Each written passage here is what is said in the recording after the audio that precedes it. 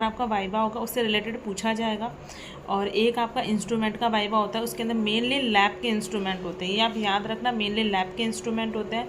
उसमें वो ऐसे है कि उसको पहचानो कि क्या है, और जैसे कि कैमरा, पोर्ट वगैरह जो होती हैं, और जो भी मतलब लैब के जो इंस्ट्रूमेंट आपने, अगर आपके इंस्टीट्यूट में लैब होता है तो जब प्रोसीजर हो रहा होता है, अभी आपके पास टाइम है तो आप उसको देख सकते हो, उनसे पूछ सकते हो कि वो बेसिकली पूछते हैं कुछ भी उठा लो और इसके बारे में बता दो, या फिर ये क्या है, ये सब वो सब, ठीक है।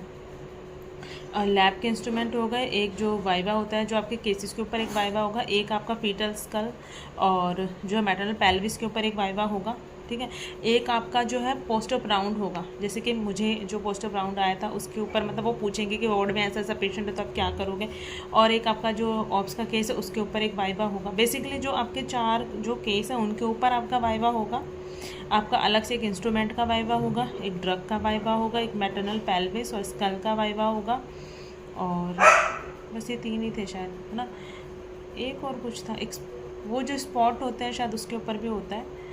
देखिए ऐसा कुछ भी मतलब बहुत हार्ड एंड फास्ट नहीं, मैं आपको बता रही हूँ मोटा मोटा जो मुझे अब याद आ रहा है, क्योंकि 6 महीने हो चुके हैं।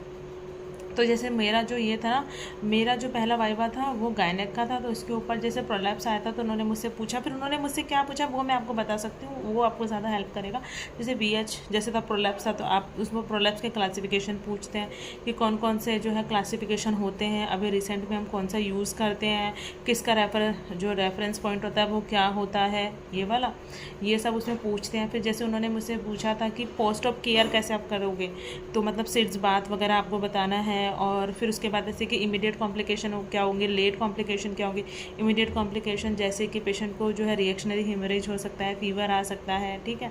और लेट कॉम्प्लिकेशन में पेशेंट को कॉन्स्टिपेशन या फिर जो भी मतलब कि पेशेंट को क्या आप बोलोगे छुट्टी के टाइम की क्या करना चाहिए क्या नहीं करना चाहिए, avoid constipation sort of you have to tell that. और मतलब ये वो इमीडिएट पोस्ट ऑफ कॉम्प्लिकेशन क्या हो सकता है, एस्पिरेशन हो सकता है स्पाइनल की वजह से, मतलब जो मेंडलसन सिंड्रोम हो सकता है, रिएक्शनरी हेमरेज हो सकता है, ये सब आपको बताना है, ठीक है। उसके बाद बाकी पेशेंट को आप घर पे जाते वक्त क्या क्या एडवाइस करोगे वो सब वो लोग पूछते हैं, ठीक है। ये बात हो गई। उसके बाद उन्होंने मेनली मुझसे यही सब पूछा था, क्लासिफिकेशन, मतलब बहुत बेसिक क्वेश्चन पूछते हैं जो आप अपने लेबर रूम में या फिर आप अपने जो है पोस्ट ऑफ राउंड्स में आप अपने मैम को भी वही सब बताते हो, वही सब नॉर्मल रहता है।